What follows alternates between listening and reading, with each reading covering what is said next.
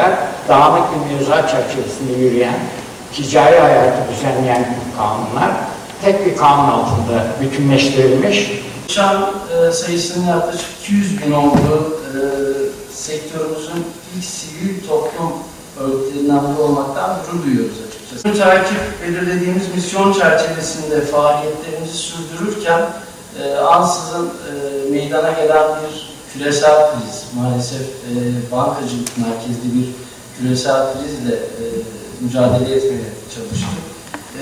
Nokta üzerinde hedef tespit etmiştir. O da şudur: ticari yaşamda tacir başarılıysa ekonomik olarak güçlenmektedir.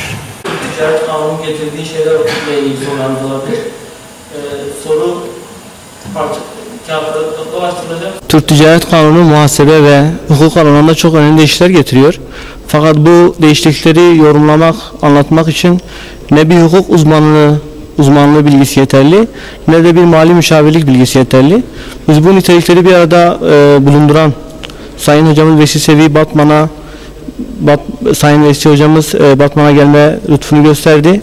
Bu yüzden şanslıyız çünkü Sayın Hocamız hem iyi hukuk formasyonuna sahip hem de maliyenin her aşamasında bulunmuş, Başbakan ve Cumhurbaşkanı baş danışmanlığı görevleri daha yapmış bir hocamız. Batman'daki işletmecilerimize çok önemli bilgiler vereceğini düşünüyoruz. Şu anda Türk Ticaret Kanunu uygulamaya girdi büyük kısımları. Bunda bilgi eksikliğinden dolayı işletmelerimiz çeşitli cezalara maruz kalıyorlar. Bu panele gelen işletmelerimiz en azından bilgi hatasından kaynaklanan bu cezalardan kurtulacaklar. Yanlış yaptıkları işlerden kurtulacaklar. Çok faydalı olduğuna inanıyoruz.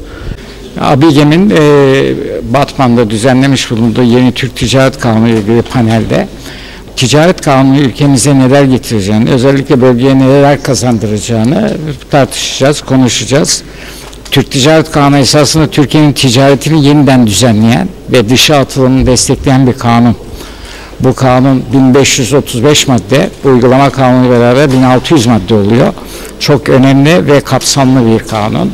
Esasında 1/1/2013 tarihinden itibaren de genel hükümleri itibariyle yürürlüğe giriyor. Fakat bu kanun 1 Temmuz 2012'den itibaren hazırlık yapmak üzere de bize yıl başına kadar bir mühlet vermiş bulunuyor. Bu kanunun genel olarak tartışılmasında buranın sorunları varsa bunları değerlendireceğiz ve Türkiye'ye nasıl bir kazanım sağlayacağını tartışacağız.